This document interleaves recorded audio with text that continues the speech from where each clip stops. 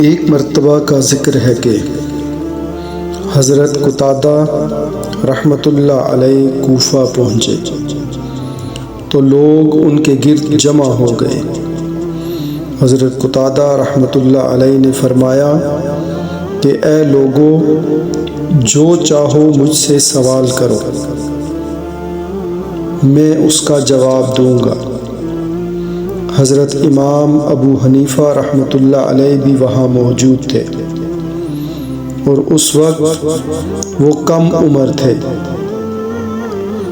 انہوں نے لوگوں سے کہا کہ تم حضرت قتادہ رحمۃ اللہ علیہ سے یہ سوال کرو کہ وہ چیونٹی جس نے حضرت سلیمان علیہ السلام سے گفتگو کی تھی نر تھی یا مادہ؟ پس لوگوں نے حضرت قتادہ رحمۃ اللہ علیہ سے یہی سوال پوچھا تو حضرت قتادہ رحمۃ اللہ علیہ نے کوئی جواب نہ دیا۔ اس پر حضرت امام ابو حنیفہ رحمۃ اللہ علیہ نے فرمایا کہ حضرت سلیمان علیہ السلام سے گفتگو کرنے والی چیونٹی مادہ تھی۔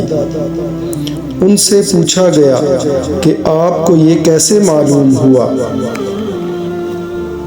تو اس پر امام اعظم ابو حنیفہ رحمۃ اللہ علیہ نے فرمایا، قرآن کریم میں لفظ قالت صیغہ مؤنث استعمال ہوا ہے۔